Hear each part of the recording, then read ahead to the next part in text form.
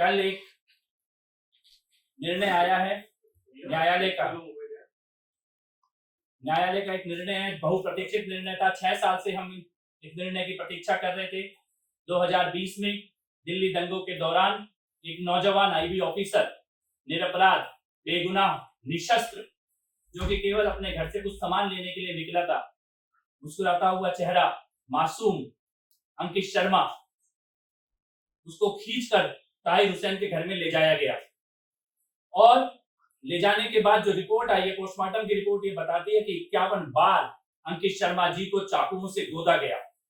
यानी कि अंकित शर्मा जी की मृत्यु हो जाने के बाद भी ताहिर हुसैन और उसके जैसे लोग अंकित शर्मा जी के शव पर भी चाकुओं से वार करते चले गए और पूरी तरह से क्षत विक्षत शरीर को नाले में फेंक दिया गया।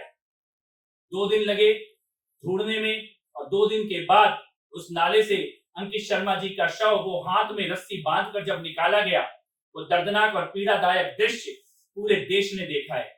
मुझे नहीं लगता ऐसा कोई भी इंसान होगा जिसकी आंखों में आंसू नहीं आ गए होंगे उस दृश्य को देखकर।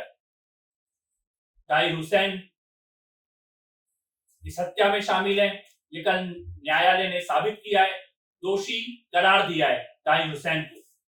हमारा ये मानना है कि इस मामले में ये rarest of the rare murder है और ताहिर हुसैन के द्वारा और उसके साथियों के द्वारा और उनके मास्टरमाइंड्स के द्वारा दिल्ली में एक भयानक साजिश रची गई थी। हम ये भी मानते हैं कि ताहिर हुसैन केवल एक्टर है, इस पूरे घटनाक्रम का डायरेक्टर कोई और लोग हैं, मास्टरमाइंड कोई और लोग हैं। ताहिर हुसैन के हाथों में खंजर दिया गया, लेकिन देने वाले, चलवाने वाले, इसका नैरेटिव बनाने वाले लोग अभी भी बचे हुए हैं। उमर खालिद जैसे लोग, जिनको बचाने के लिए आज भी नैरेटिव बनाया जा रहा है। ताहिर हुसैन लगातार उनके संपर्क में था और ऐसे ही लोगों ने लोगों को भड़काने का काम किया, हथियार लेकर सड़कों पर निकलने के लिए उकसाया, पुलिस वालों के ऊपर हमला करने के लिए उकसाया।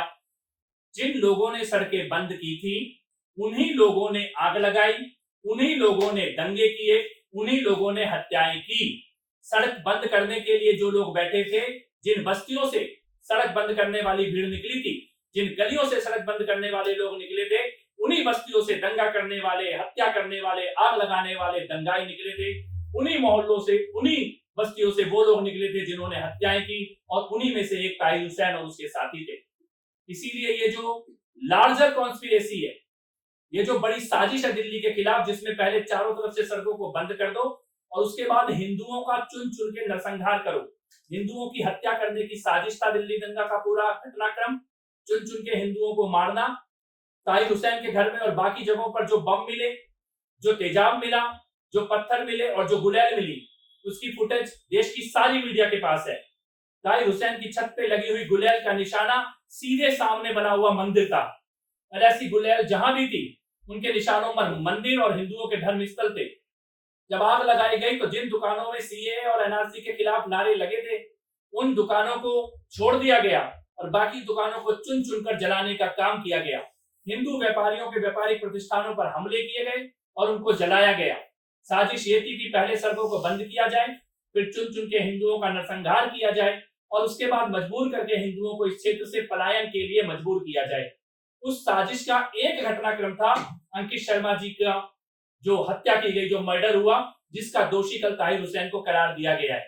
लेकिन इस मामले में और भी लोग शामिल हैं, वो लोग जो आज भी उमर खालिद को बचाने का काम करते हैं, वो लोग जो ताहिर हुसैन को अभी तक बचाने की कोशिश कर रहे थे।